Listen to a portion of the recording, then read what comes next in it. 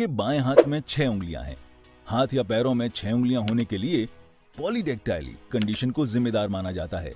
ये कंडीशन सिर्फ एक बच्ची तक ही नहीं है, बल्कि ये उसके दादाजी, पापा या कजिन्स को भी हो सकती है। अब शायद आपको पता चल गया होगा कि बच्ची को ये डिसऑर्डर कैसे हुआ। पॉलीडेक्टाइली जेनेटिक डिसऑर्डर जो किसी को विरासत में मिलता है। पॉलीडेक्टाइली कंडीशन से पीड़ित व्यक्ति को उसके पेरेंट्स से एक जीन्स विरासत में मिलती है। ये जीन्स बेसिकली एलीलीज के रूप में ट्रांसफर होती है। एलीलीज का नेचर डोमिनेंट या रिसेसिव हो सकता है। पॉलीडेक्टाइली कंडीशन के लिए डोमिनेंट एलीलीज जिम्मेदार होती हैं। आइए देखते हैं कैसे। आसानी के लिए डोमिनेंट एलीलीज को हमने यहाँ पे कैपिटल P से रिप्रेजेंट किया है। आप में पॉलीडेक्टाइली कंडीशन के लिए एलीलीज की एक कॉपी का होना बहुत है।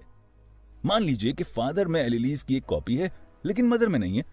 आइए इसके लिए ये जेनेटिक डायग्राम देखते हैं। एक डोमिनेंट और एक रिसेसिव एलीली वाले वंशजों में भी पॉलीडेक्टाइली कंडीशन पॉसिबल है, जबकि दोनों रिसेसिव एलीली वाले वंशजों में ऐसा नहीं होता।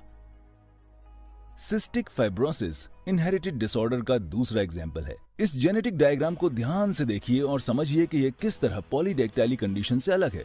डायग्राम से क्लियर है कि सिस्टिक फाइब्रोसिस डिसऑर्डर के लिए माता पिता में रिसेसिव एलीली स्मॉल f का होना जरूरी है। हालांकि पेरेंट्स में ये डिसऑर्डर दिखाई नहीं देता, लेकिन ये उनके बच्चों में हो सकता है। जनरली लोगों को पता ही नहीं होता कि वो सिस्टिक फाइब्रोसिस को कैरी कर रहे हैं, जब तक कि उनके बच्चों में ये डिसऑर्डर जाहिर नहीं होता। अपने दूसरे बच्चों को इस डिसऑर्डर से बचाने के लिए एम्ब्रियो स्क्रीनिंग तकनीक का इस्तेमाल किया जा सकता है।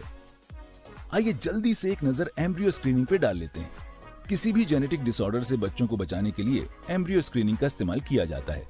इसके लिए पेरेंट्स को इन विट्रो फर्टिलाइजेशन यानी IVF का इस्तेमाल करते हैं।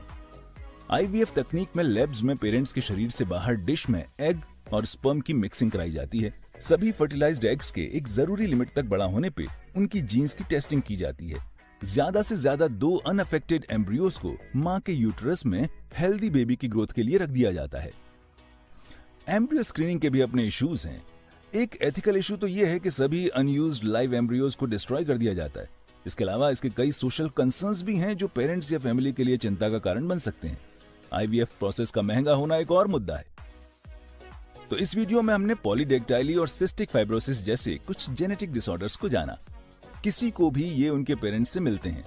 डोमिनेंट एलीलीज पॉलीडेक्टाइली, वहीं रिसेसिव एलीलीज सिस्टिक फाइब्रोसिस डिसऑर्डर के लिए जिम्मेदार होते हैं।